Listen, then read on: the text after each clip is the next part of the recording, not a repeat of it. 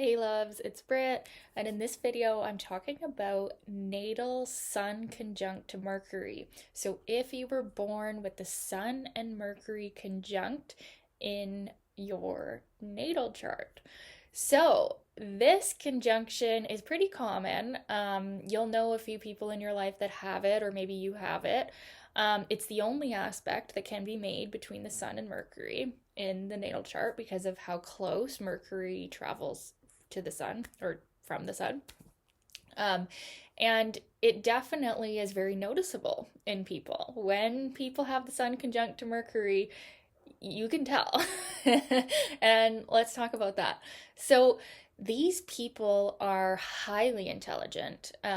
They're often geniuses. They are very intellectual. They can be scholars. They can be teachers. They're very quick to learn, quick to pick up information. Their mind is very fiery even if Mercury's in an earth sign or a water sign, when you have the sun close to Mercury, it's in effect like solarizing or shining on Mercury, especially the closer the conjunction is, if it's combust to Mercury.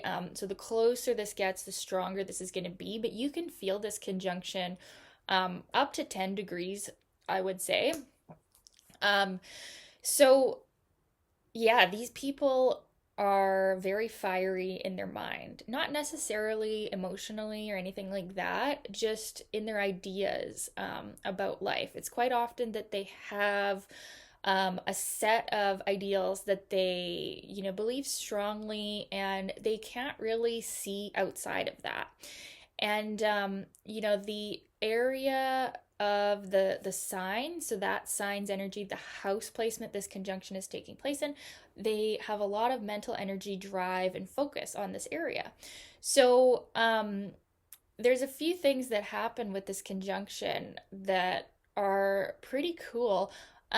So it in a sense, it makes them almost a little bit of like a Virgo or a Gemini personality when we have this conjunction. It definitely makes someone very quick-witted, even a bit sarcastic at times. You could see this person if they um, don't have strong self-worth. Otherwise, they could end up being mentally very, yeah, sarcastic or critical of other people, or even a bit of condescending behavior because they can feel intellectually superior. That's possible with this conjunction. They can feel like everybody else is slow. And in some cases, everybody is just slower than them. They are very quick, okay? And they can be very restless too. It can be really hard to just relax because the mind is always going. The mind is inflamed by the sun, right? And so meditation, something, physical. Mercury rules the lungs, right? The hands, the arms, like doing something that is going to ground the nervous energy, because there's a lot of nervous energy with this conjunction. They're very high mental energy, and they might not be high physical energy, but doing something in the physical body can still help ground the mental energy. So these are the kind of people that can sell anything to anyone. You can stick them in a room with anybody and they can talk to them about anything. And they're easy to talk to because they're so quick. So they also can be those people that cannot allow silence for like even a second. Like it's like no quiet space. They always have to be talking.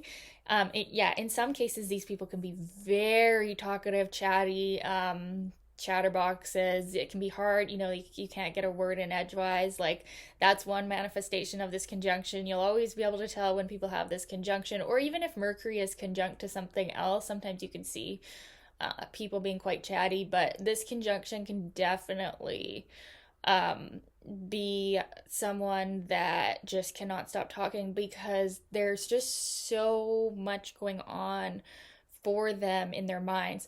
writing, speaking, teaching, lecturing, studying, researching. Uh, they can be very gifted at any mercurial pursuit. But then at the same time, they also have this ability that's different than a Gemini or a Virgo personality, where they can stand by their ideas. They can fight for their ideas. They can because there's more ego involved with everything that they're doing. As far as their Mercury, they're very connected in their ego with their ideas. So there's more charisma. There's more sunniness and light shining through the way they communicate, the way that they speak, or the way that they teach, that can be very entertaining for others or very annoying if you are in a fight with this person or in an argument. You don't win in an argument with someone with the Sun conjunct Mercury. You don't. So do not try. That's my advice. You cannot win. They will win. And also, even if you do win, they won't accept it.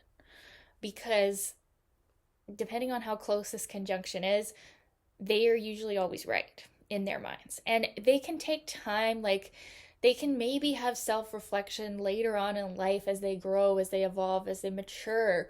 But it's tough. It's a difficult conjunction because they cannot see when they're wrong.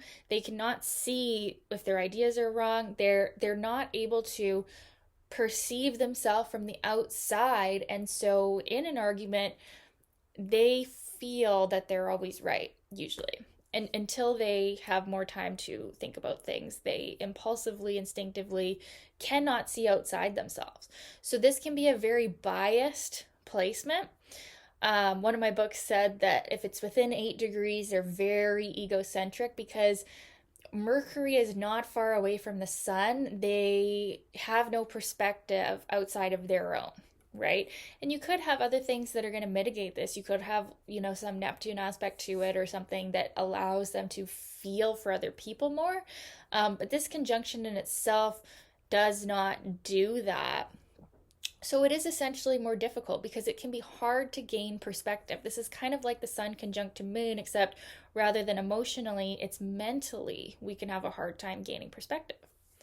Now, for the things we are right about and our goals in life, we can really accomplish a lot because we have a single-minded focus here.